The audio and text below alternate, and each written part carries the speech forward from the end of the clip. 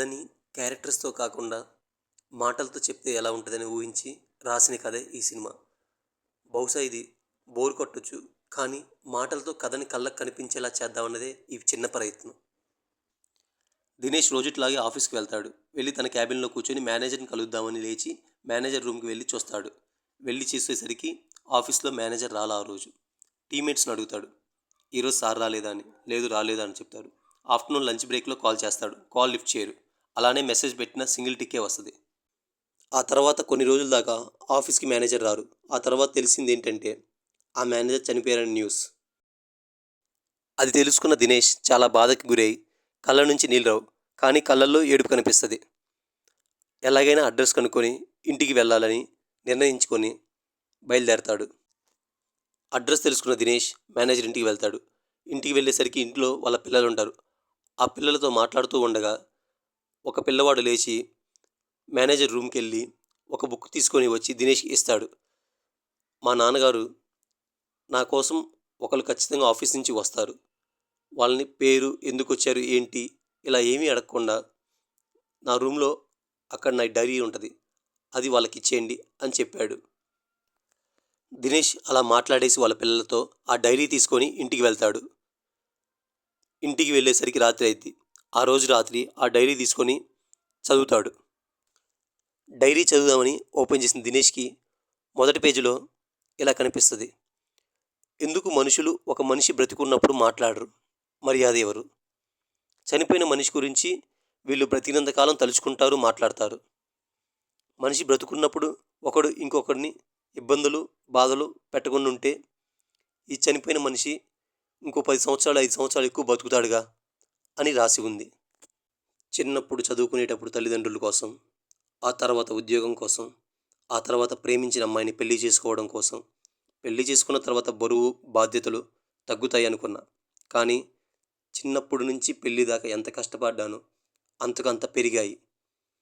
ఆ బరువుకి భుజాలు మోసి మోసి భూమిలోకి వెళ్ళాయి. ఆ బరువును పంచుకోకపోయినా పర్వాలేదు, కనీసం తెలుసుకుని మాట సాయం, లేకపోతే ఎవరో ఒక్కరైనా చెయ్యి అందించరా, పైకి లేపరా అని అనుకున్నా నేను. ఏ రోజు ఏ స్నేహితుడు, ఏ బంధువు సహాయం చేయకపోగా ద్వేషం, అసూయతో ఇంకా ఇబ్బందిగా నా జీవితాన్ని మార్చారు. భుజాల దాకా మునిగున్న నన్ను పూర్తిగా పాతివేశారు. నా మొత్తం జీవితం నేను, నా ఇల్లు, ఆఫీస్ ఇలాగే బతికా. అందరిలా సోషల్ లైఫ్, టూర్స్, ఫ్రెండ్స్తో ఔటింగ్, ఇలా ఏ ఒక్కటి చేయలేదు. అంత జాగ్రత్తగా నిర్మించుకున్న నా జీవితం. ముందుగా నా జీవితంలో నా తల్లిదండ్రుల గురించి చెప్పాలి. చిన్నప్పటి నుంచే చదువు, గుడి, ఇది తప్ప ఇంకేమీ తెలియకుండా పెంచారు. వాళ్ళ భయం ఎప్పుడిదే, మేము డబ్బు సంపాదించలేకపోయాం, నా కొడుకైనా సంపాదించాలి, ధనవంతుడు అవ్వాలి, దానికి చదువు మాత్రమే సహాయపడిద్దని వాళ్ళ గట్టి నమ్మకం. నేను ఆ నమ్మకాన్ని నమ్మి ఆ నమ్మకంతో నడిచా ఆ వయసులో. ఆ తర్వాత ఉద్యోగాన్ని సులువుగానే తెచ్చుకున్నా. కాలేజీ రోజుల్లో ఇష్టపడిన అమ్మాయినే పెళ్లి చేసుకుందామని ఇంట్లో వాళ్ళు ఒప్పుకోకపోయినా ఒప్పించి గొడవపడి మరీ పెళ్లి చేసుకున్నా. సమయం పెరిగే కొద్దీ, కాలం ముందుకు కదిలే కొద్దీ తెలిసింది, ప్రేమ సమయం బట్టి మారిపోయిద్దని.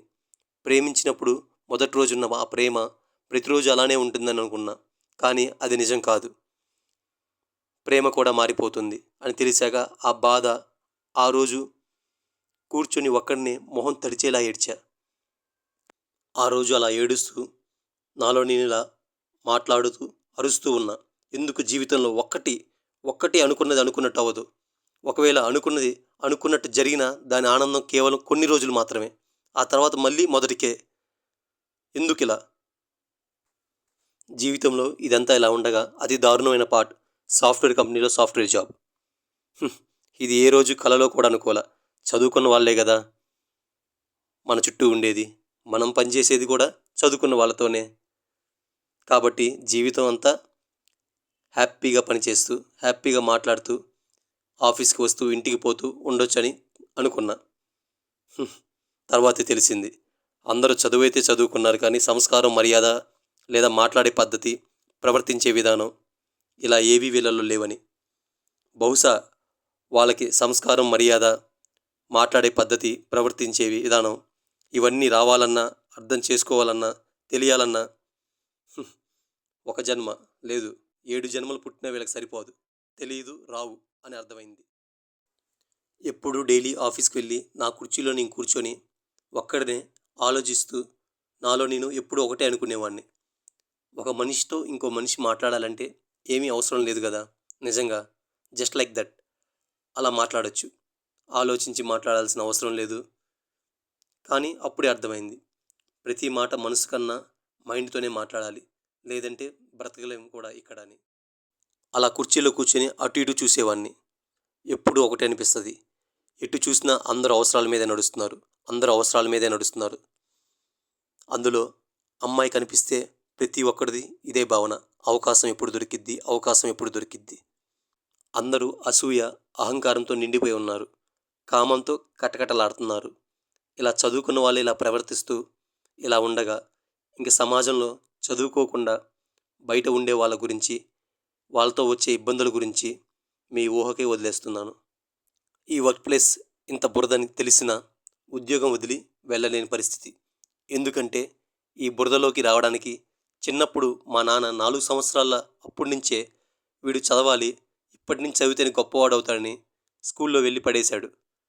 అలా 25 సంవత్సరాల దాకా చదివాను. దేనికోసం? ఈ బురదలోకి రావడానికి. అది తెలిసాక ఇంకా బాధేసింది. ఏంటి ఈ బురదలోకి రావడానికి 4 సంవత్సరాల వయసు నుంచి 25 సంవత్సరాల దాకా నేను చదివానా? ఇంత కష్టపడ్డానా? 10th అని, ఇంటర్ అని, ఎంసెట్ అని, ఐఐటీ అని, కోచింగ్‌లని, కోర్సెస్ అని మొత్తం ఒళ్ళు గుల్ల చేసుకొని మరి కింద మీద పడి నిద్ర లేకుండా అలిసిపోయేలాగా చదివానా?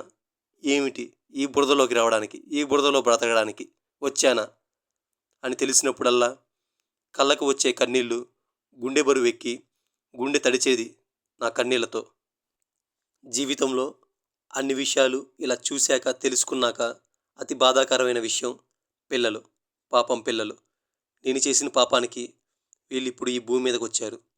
వీళ్ళు కూడా ఇప్పుడు నాలాగా బాధ, ఇబ్బందులు, కష్టాల మధ్య కాలాన్ని నడపాలా, కాలాన్ని గడపాలా ఈ సమాజంలో అని తెలిసినప్పుడల్లా చాలా బాధేసేది. ఇంట, బయట, పని చేసే చోట ఇలా అంతా బురద మధ్యలో జీవితాన్ని బతకాలా అని. ఇప్పుడు వీళ్ళు కూడా ఇలా బతకబోతున్నారా అని తెలిసినప్పుడల్లా ఇంకా భయం వేసేది. నిజానికి మనం గమనిస్తే కాలం మారే కొద్దీ సమాజంలో సమయం బట్టి మనం చూస్తే మంచి కన్నా చెడు ఎక్కువగా పెరగడం మొదలైంది. మంచివాళ్ళు అమాయకులే, డిగ్నిటీ ఉన్న వాళ్ళే అన్యాయానికి గురవటం జరుగుతుంది.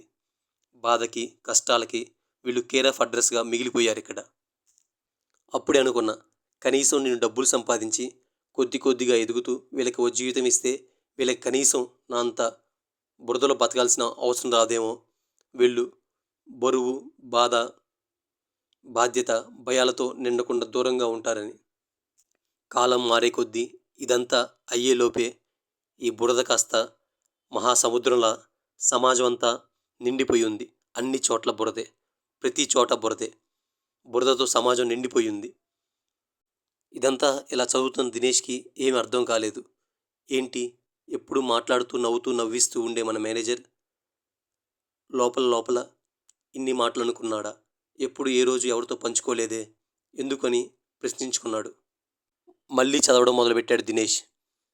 సమాజం అంతా సముద్రం అంత బురదుంటే ఇది సినిమాలలో హీరోలాగా ఒకళ్ళొచ్చి శుభ్రం చేసేది కాదు. అలాగని అందరూ మంచిగా మారిపోతారనుకుందామంటే అది ఎప్పుడూ జరగని పని. ఈ బురదని పెంచుతూనే వెళ్తున్నారు ప్రతి ఒక్కళ్ళు. ఇది ఒక మతం, ఏ దేవుడు కూడా చేయలేని పని అని అర్థమైంది. ఇప్పుడు ఇదంతా ఎందుకు రాసుకొని, దాచుకొని ఉన్నానంటే నా బాధ తెలియాలని, లేదంటే నా కథ చెప్పాలని, ఇది విని జనాలు మారతారని కాదు. మనలో ఉన్న ప్రతి ఒక్కరికి తెలుసు. ఒక మనిషి మాటలతో ఇబ్బంది పెడితే ఆ ఇబ్బంది ఎంత దారుణంగా ఉంటుంది. పనిచేసి ఒక మనిషిని బాధ పెడితే ఆ బాధ ఎంత బాధకు గురి చేస్తుందని. అయినా కూడా మనం చాలా ఈజీగా, హ్యాపీగా అవతల మనిషిని ఇబ్బంది పెడదాం, బాధ పెడదాం, ఎలాగైనా వాడి ఆనందం తీసేద్దాం వాడి జీవితంలోని రెడీగా, చాలా వాంటెడ్గా, గ్రాంటెడ్గా ప్లాన్ వేసి మరీ పద్ధతిగా చేస్తున్నాం ఇక్కడ. అన్నిటికన్నా గమ్మత్తైన విషయం ఏంటంటే మనిషి కోతి నుంచి వచ్చాడని అంటారు. సరే అలానే అనుకుందాం. నిజంగా మనిషి కోతి నుంచి వస్తే కనీసం కళ్ళకి కనిపించట్లేదా ఏ మనిషికి? కనిపిస్తున్న కోతుల్ని చూసని తెలుసుకోలేకపోతున్నాడా? గుర్తించలేకపోతున్నాడా? అవి బాగానే బతుకుతున్నాయి కదా! ఏ కోతి ఇంకో కోతిని బాధ పెట్టాలని, లేకపోతే ఇబ్బంది పెట్టాలని ఎప్పుడు ఏ ప్రయత్నం చేయదు. కనీసం నాకు తెలిసి ఆలోచించదు. సరే కాసేపు కోతుల్ని పక్కన పెడదాం. మనం ఎవాల్వ్ అయ్యాం. ఎన్నో సివిలైజేషన్స్ దాటొచ్చాం. మన మైండ్తో ఎన్నో మిషన్స్ని కనిపెట్టాం. మనం మైండ్ మనుషులుగా మారిపోయాం. అయినా కూడా ఎందుకు ఈ మైండ్కి తెలియట్లేదా మనం ఒకరిని ఇబ్బంది పెట్టకూడదు, ఒకరిని బాధ పెట్టకూడదు అని? ఇక్కడ దాకా చదివిన దినేష్ తర్వాత ఇంకా ఏముంది, ఇంకా ఏమీ రాస్తుందని పేజీలు తిప్పడం మొదలుపెట్టాడు. అలా తిప్పుతున్న పేజీలు ఖాళీగా కనిపిస్తున్నాయి. ఆ కోపం తట్టుకోలేక ఇక్కడేగా రాశాను, ఇక్కడేగా రాశాను, ఎక్కడ ఆ పేజీలు అని అరుస్తున్నాడు. అది విన్న దినేష్ వాళ్ళ అమ్మ వచ్చి దినేష్ని నిద్ర లేపింది. అడిగింది, ఏరా దినేష్ ఏమైంది అని. దినేష్, లేదమ్మా ఇక్కడ దాకా చదివాను, తర్వాత పేజీలు ఖాళీగా ఉన్నాయి, కనిపించట్లేదు, ఎక్కడవి అన్నాడు. ఏరా ఏమైంది, ఎందుకు ఇలా మాట్లాడుతున్నావు? నిద్రలేచి రెడీ అవ్వు, ఆఫీస్ టైం అయింది, లేచి ఆఫీస్కి వెళ్ళానింది.